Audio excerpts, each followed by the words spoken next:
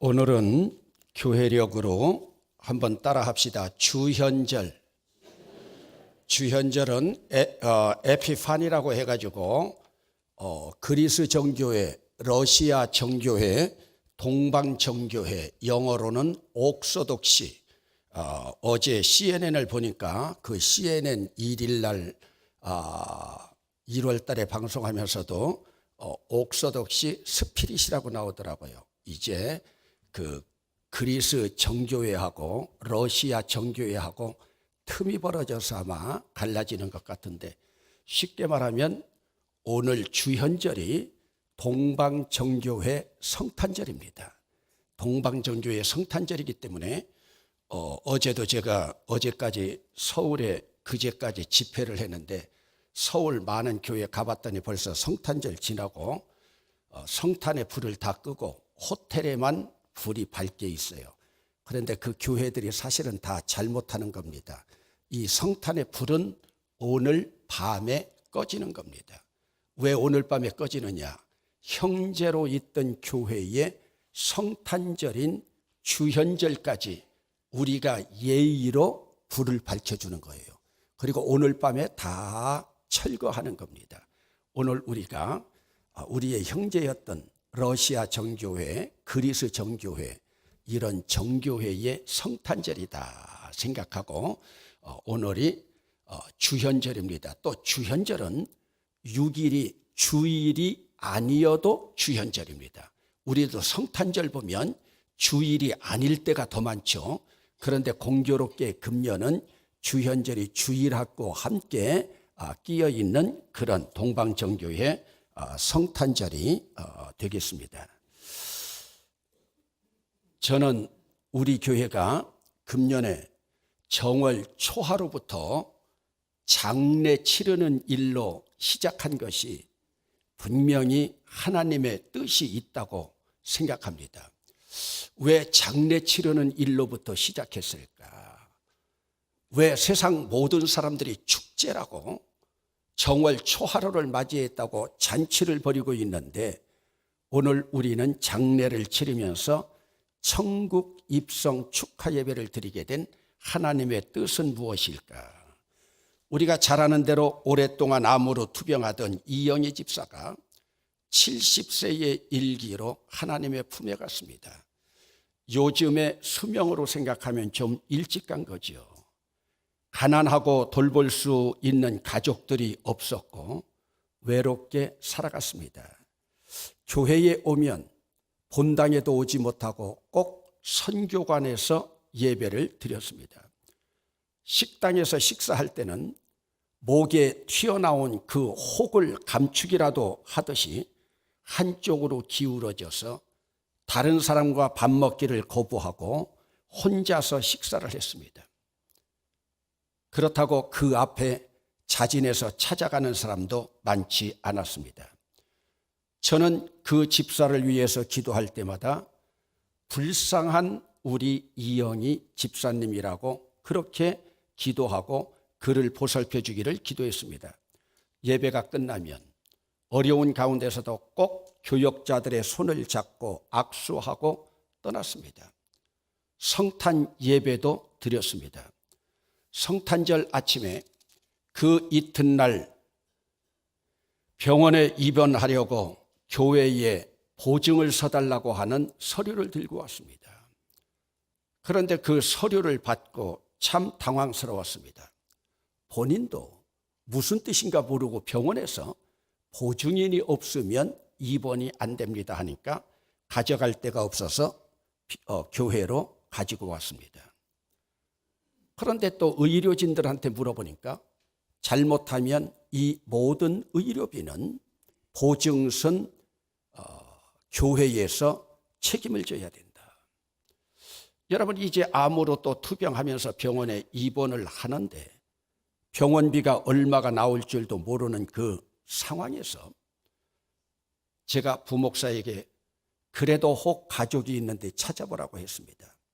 이영희 집사님이 그것을 눈치챘는지, 목사님, 제 통장에도 돈이 많습니다. 그런데 그 돈이 많다고 하는 것은 본인 기준으로 많다고 하는 것인지 아니면 정말로 우리 기준에서도 많은 돈인지는 모르겠습니다. 마침 어느 교회 장로님이 동생으로 있어서 그 동생이 보증을 섰다는 이야기를 듣고 깜짝 놀랐습니다.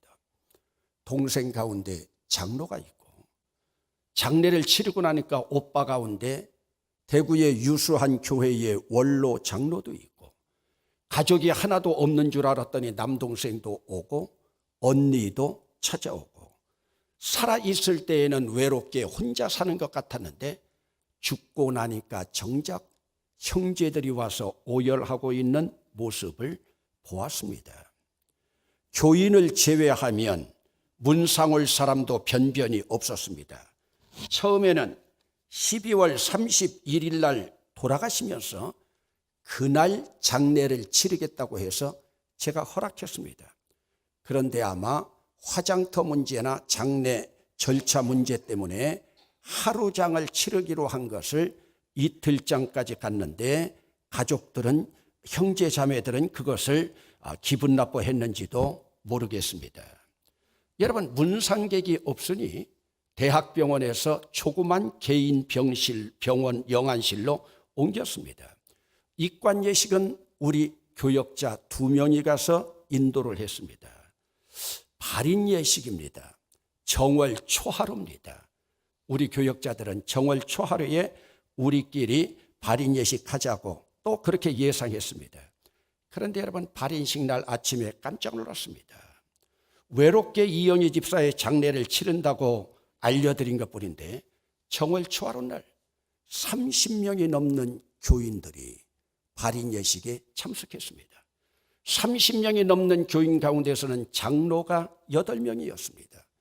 그중에는 90이 넘은 석종환 장로까지 오셨습니다. 장례하는 목사가 감동을 받았습니다. 모두가 화장터까지 가서 고인을 떠나보냈습니다. 유족들이 감동을 받았습니다. 고맙다고 그들의 머리가 땅까지 닿으면서 인사를 했습니다. 제 아내가 저에게 세뇌를 시킵니다. 대봉교회 참 좋은 교회라고. 대봉교회 참 좋은 교회라고. 저는 지금까지 장례 치르러 다니면서 이영희 집사가 어느 초상집에 한 번도 나타나는 것을 본 적이 없습니다. 또 나타날 수 있는 주변머리도 아니었습니다. 여러분, 정월 초하루 날 가정적으로도 모든 일로도 출발하면서 바쁜 날인데 왜 이렇게 많이 모였을까요? 스스로 마지막으로 떠나는 고인의 마지막으로 떠나는 순간만큼이라도, 외롭게 떠나는 순간만큼이라도 가난하게 떠나는 고인의 동반자가 되기를 자처했기 때문이 아닙니까? 저는 새해 첫날 감동을 받고 다짐을 했습니다. 더 섬겨야겠다고.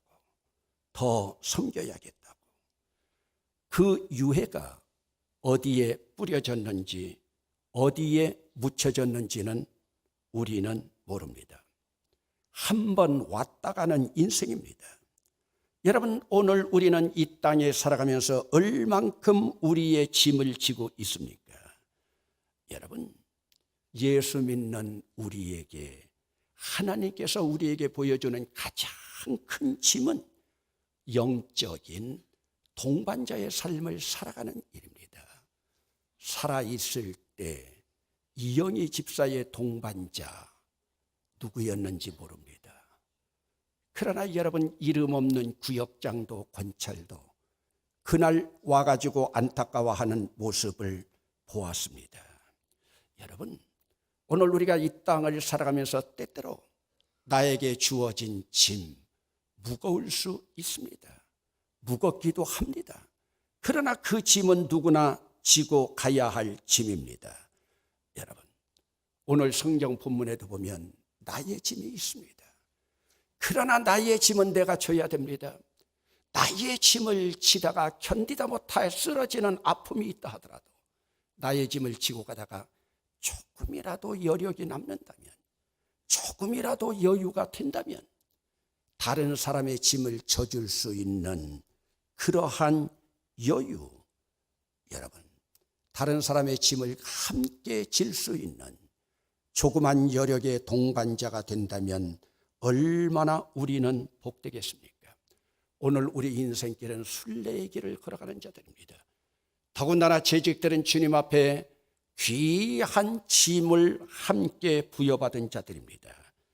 여러분, 오늘 우리 이영희 집사 가는 길 외롭지 않았습니다.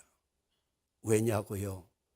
그들의 형제 자매보다 마지막 가는 길 떠나보내는 길에 더 많은 동반자들이 있었기 때문입니다. 여러분, 오늘 우리는 누구를 동반자 삼고 함께 그 길을 걸어가겠습니까? 아니면 나 혼자 독불장군 되어 길 잃은 나그네처럼 방황하겠습니까? 신앙 공동체는 함께 가는 길입니다.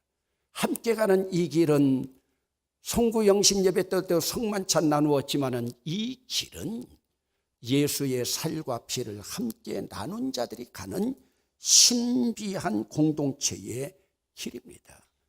예수의 살과 피로 생명의 잔을 마시고 생명의 떡을 먹은 자들은 그 잔과 떡을 나누게 될 때 내가 마신 잔은 한 잔이고 내가 먹은 것은 한 덩어리지만은 그러나 그 길 함께 짐을 지다 보면은 내가 마신 잔이 병이 되고 그 병이 드럼이 되고 그 드럼이 큰 창고가 될 뿐만 아니라 한 덩어리 떡이 모여서 두 덩어리가 되고 한 타스가 되고 커다란 교회처럼 커다란 덩어리가 되어가는 것이 신앙 공동체의 신비입니다. 여러분, 구체적으로 재직들 어떻게 하라 따로 말씀드리지 않겠습니다. 오늘 우리는 내 짐을 지고 견디다 못해 쓰러지는 아픔으로 쓰러지는 지경에 옆에서 함께 일으켜주고 일으킴을 받고 조그만 여력이 있다면 다른 사람의 짐까지 함께 지면서 금년 1년 함께 갈 수 있는 대봉교회의 아름다운 지체 재직들이 될 수 있기를 주의 이름으로 축원합니다.